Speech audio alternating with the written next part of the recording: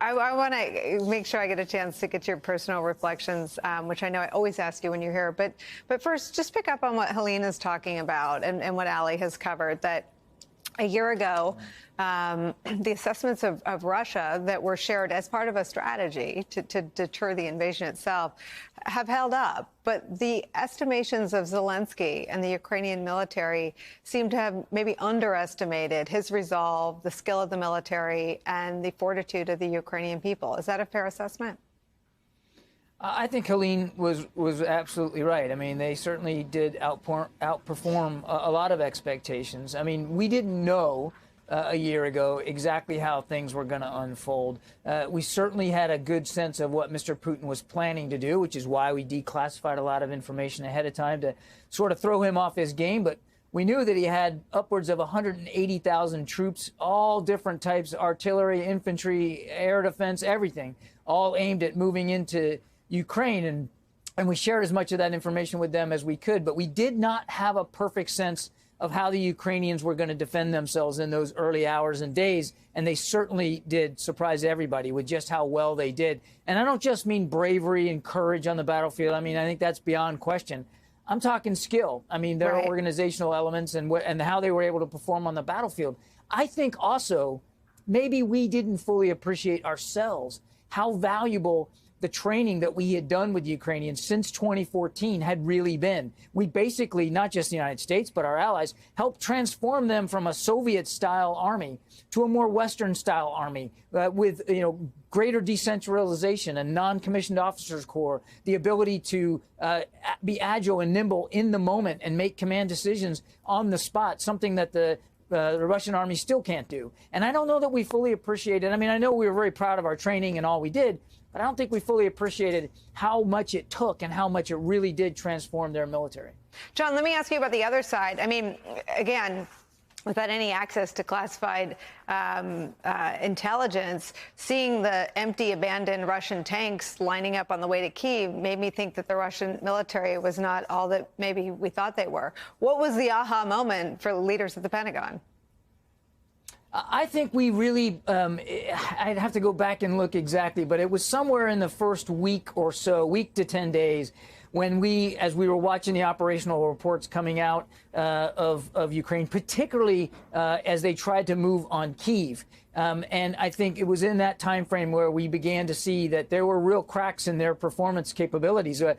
They were running out of fuel because they hadn't factored in fueling all these armored vehicles and infantry vehicles. They were running out of ammunition because they hadn't factored that in. Their command and control was really faulty. And by that, I mean their ability to direct different units in the moment and in the field. And the other thing that we learned very quickly on was how poorly they were at integrating air and ground. And so you had Russian aircraft and Air Force commanders making decisions completely independent of what their army commanders were trying to do on the ground. There was no synergy there. And I would tell you this, Nicole, that now here we are a year later, and they still are suffering those same problems. They still haven't solved logistics and sustainment. Their command and control is still not where it needs to be, or where you would expect it to be after a year of war.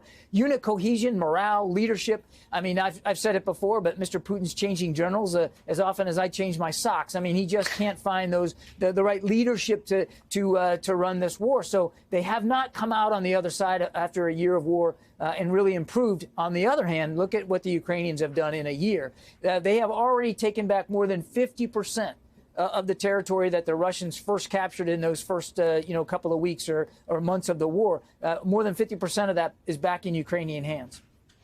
Ali Velshi. Yeah, I wanted to point out, you can't see it from here, but the Dnieper River is right over there. Not very far from here is where the Russian tanks made it to. They were at the gates of Kyiv. They were actually in parts of Kyiv. They occupied Irpin, Bucha, Hostomel, and remember this, they were out by April 1st. They were gone. They left a humanitarian massacre behind them, which was a very sad day for Ukraine and the world. And when Zelensky was asked about it today, when somebody said, what was the saddest day of the war for you? He said, the day we liberated Bucha. But that said, that's how close the Russians were. Yeah. They almost took the capital of an independent country. and they were fought off. And by the way, that was within the first 2 months of this war. The first month of the war, really, 5 weeks of the war, they were able to do that. So somewhere in that first 5 weeks is when everybody in the world realized this is not what we thought it was going to be. And then, John, I'm going to ask you to, share what you can share now that maybe you couldn't share at the time. How did we adjust? I mean, how did that change the calculations on what we were willing to give? I mean, the delta seems to have shrunk. I know it's not totally aligned, but I used to ask Helene, what are they asking for that we're not giving them, and what does that system do? Again, it's not perfectly aligned, but it does seem to have shrunk. Can you just take us through that evolution of what they asked for and what we were willing to give once they had some success on the battlefield?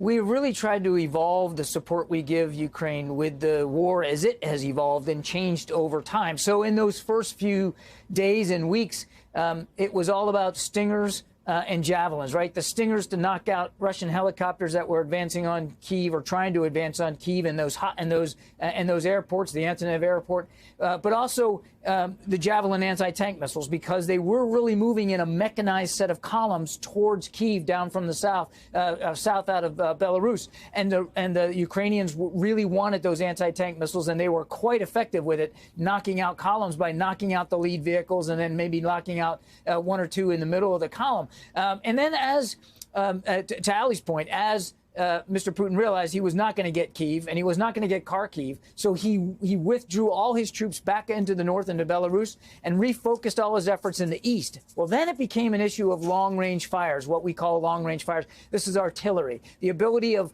having the Ukrainians strike Russian lines well deep inside and give them some standoff distance. And so that's when we started sending howitzers and now the HIMARS. Then in the fall, when Mr. Putin decided he was going to start hitting civilian infrastructure with cruise missiles and Iranian drones, air defense. Not that it wasn't always an issue. Stingers are air defense capabilities, but more modern, more long-range air defense capabilities became important, and so we started flowing them. And now what we're trying to do in these critical months, and Helene talked about the importance of the next couple of months, and she's right. In these critical months, we're trying to get ahead of what we think the fighting is going to look like in the spring. We know that the Russians are preparing for offensive operations. The Ukrainians are obviously preparing not only to defend themselves against those operations, but to conduct offensive operations of their own. That's why we're taking battalions of them out of the country right now and training them on what we call combined arms maneuver. This is the ability to fight in open terrain in an integrated way, using artillery, infantry, armor, all together, including air defense. And we're giving them that training now, at the same time flowing into Ukraine the kinds of weapons and platforms they need to do that, whether it's Bradley fighting vehicles or eventually tanks and, the Leopard tanks that the Germans are going to provide. Even today's announcement, Nicole, has air defense capability in it, and sensors to allow them to defend themselves and their units in that open terrain. So we're trying to get ahead of what we think the fighting might look like in the spring.